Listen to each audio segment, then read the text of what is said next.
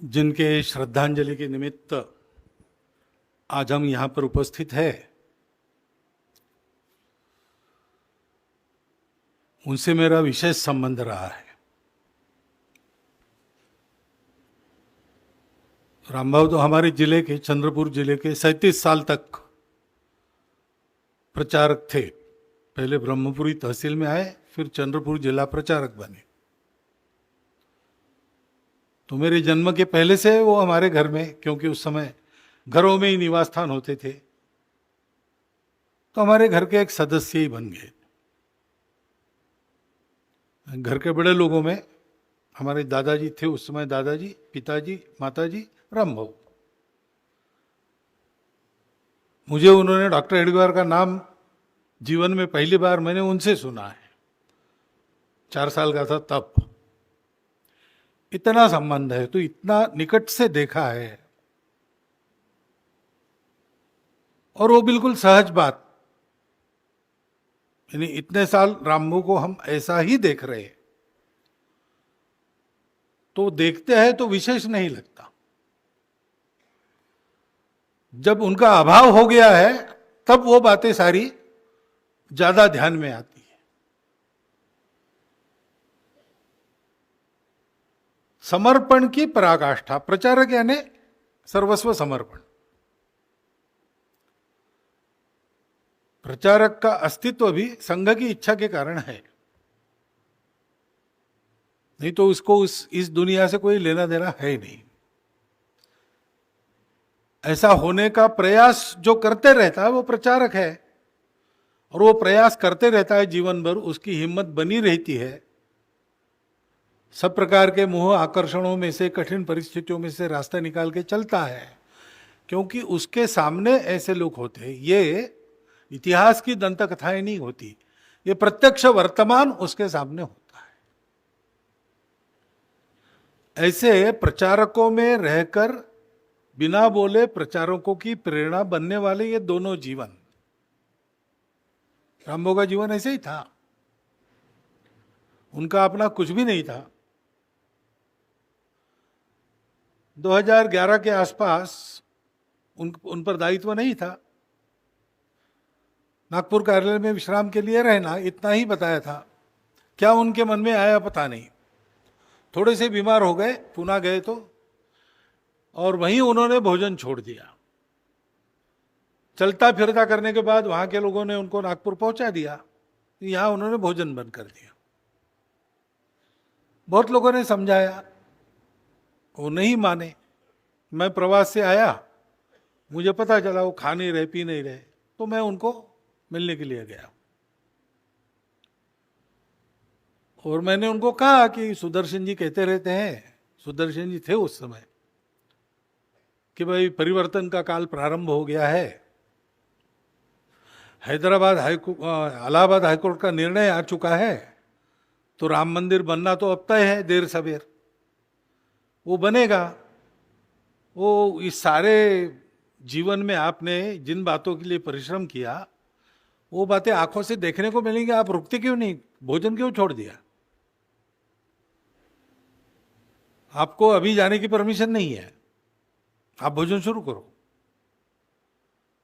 तो राम मंदिर बनने तक ऐसा उन्होंने सोचा होगा। मैंने यही कहा था, मंदिर बनता हुआ देखिए। तो उन्होंने भोजन शुरू किया, और 22 जनवरी को रामलला आने के बाद उन्होंने अपना देह त्याग किया। यानी वो जीना भी है, तो संघ ने कहा है, जीना भी है तो एक सार्थकता देखनी है अपने प्रयासों की, और कोई कामना नहीं है। भोजन वगैरह में इतनी अरुचि रहती थी उनकी पहले। यहां नागपुर आने के बाद विश्राम में वो ठीक से 2 बार भोजन करते थे, लेकिन बहुत पहले तो हमारे घर आते थे प्रवास करके। माताजी पूछती थी उनको, रामबाबू भोजन भोजन हुआ है? तो माताजी को पता था रामबाबू का स्वभाव, तो हुआ है, लेकिन कब हुआ है? कल हुआ है। तो उधर थाली वाली लगा के ही उनको कहा जाता था और पकड़ के लाना पड़ता था।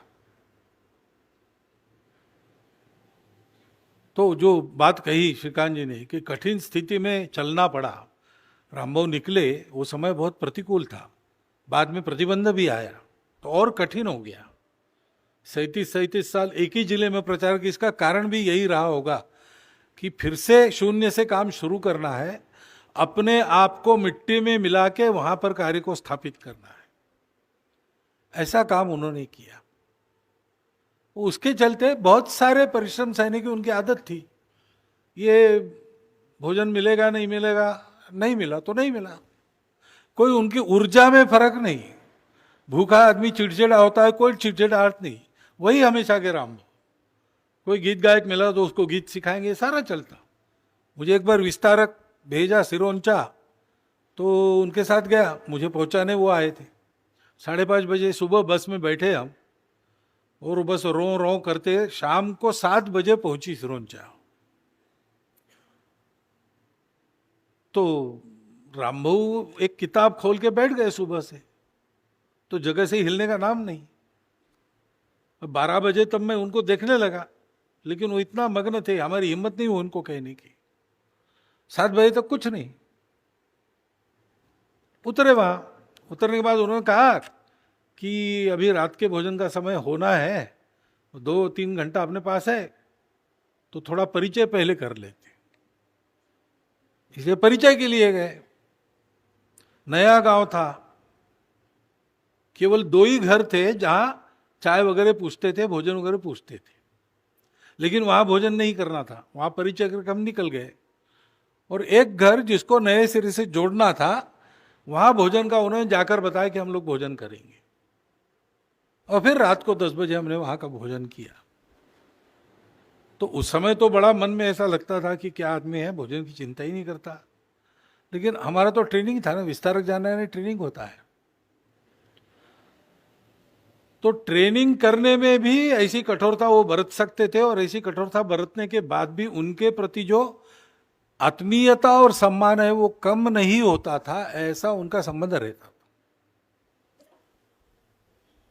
बहुत उनकी अब डायरिया वगैरह मिलेंगी तो खोजना चाहिए, उस समय के प्रतिबंध के बाद के, और 70 के दशक तक के बौद्धिक वर्ग गुरु जी के उन्होंने लिखे थे कॉपी में। उस समय तो टेप रिकॉर्ड वगैरह नहीं रहता था, तो सुन के लिखना पड़ता था। 3 लेखक होते थे, एक का कुछ छूट गया तो दूसरा लिख लेता था, ऐसा चलता था। रामबाबू पूरा लिखते थे, शब्दशः। उनकी वो डायरिया मैंने पढ़ी है कुछ, ऐसा पूरा लिखना, जो बात करनी है वो सीखना। अब गीतों की ऐसी आवश्यकता पड़ी होगी, कोई संगीत का उन्होंने शिक्षण तो नहीं लिया था, परंतु विदर्भ प्रांत के अनेक अच्छे गीत गायकों को रामबाबू ने तैयार किया है, उनके लिए मेहनत करके। क्योंकि संघ कार्य में जो आवश्यक है वो करना है। कई बातें हाथों से करनी पड़ती थी। शिविर है तो कंस्ट्रक्शन हाथ से करना पड़ता था, रेखांकन करना पड़ता था, उसका एक नक्शा बनाना पड़ता था। वो सारा उस स्तर के अधिकारियों के साथ मिलकर इनको ही करना पड़ता था, वो करते थे।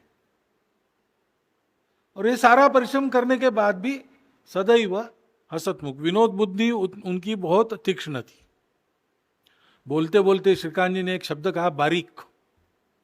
वो सही वर्णन करने वाला वैदर्भी शब्द है, खास। ऐसा ही उनका रहता था। और इसके कारण रामबाबू आए तो वो स्थानीय कार्यकर्ताओं में रामबाबू आए, जाना मिलना, अपने घर आएंगे अपेक्षा भी रहती थी। ये सारा पूरा करके रामबाबू जाते थे। अपने लिए कोई तमा नहीं, कोई देखना नहीं, कोई चिंता नहीं। वर्धा में एक बार उन पर छुरी हल्ला हो गया। कोई लूटने वाला था गुंडा, तो रात को स्टेशन पर उतरे 10 बजे के बाद और जा रहे थे कार्यालय की तरफ। तो अंधेरी गली में उनको पकड़ के एक घुमाया, हाथ लगा नहीं कुछ, यहां से वो कुर्ता फाड़ के, कॉलर फाड़ के चला गया। उतने में बाकी लोग भी आए तो वो भाग गया, हुआ कुछ नहीं। इधर चंद्रपुर में समाचार आया, उस समय वो वर्धा विभाग था, वर्धा और चंद्रपुर। तो वहाँ से रामू वापस आए तो हमने बहुत बड़ा चिंता से पूछा, रामू छुरी अल्लाह का? हाँ वो तो क्या हो गया था क्या? नहीं रामू छुरी अल्लाह आपको कुछ लगता नहीं? नहीं लगता है, वो बड़ा नया कुर्ता दिया था किसी ने, वो फट गया। यानी जान पर बनाई थी उसकी कोई चिंता नहीं, लेकिन नया कुर्ता किसी ने दिया था वो फट गया, क्योंकि कुर्ते उर्ते आज के जैसे वो तब मिलते नहीं थे और प्रचारक कहीं कुछ मांगता नहीं था। और वही शरीर पर एक है, एक बैग में है, एक धोने में पड़ा है, इतने में काम चलाना पड़ता था। प्रचारकों को चलाते भी थे। तो कुर्ता आया और वो ऐसे गया, एक आधी वस्तु पास आई, कहीं रह गई या भूल गए, तो प्रचारक के लिए वो बड़ी अंदर से कुरेदने वाली बात होती थी कि संघ की ऐसी स्थिति में संघ का खर्चा बढ़े, इतना ये बेहिसाबी मेरा मन कैसे हो गया, इसकी चिंता रहती। ये सारी बातें संघ के कार्यकर्ता ने कैसा होना चाहिए, प्रचारक ने कैसा होना चाहिए, हमने उनमें देखी, उनको देख के हम बड़े हुए। संघ के 2 सरसंघ चालकों के रामभाऊ जिला प्रचारक रहे, सुदर्शन जी और मैं। और सुदर्शन जी तो बताते ही थे, प्रसिद्ध किस्सा है और अभी छपा भी है।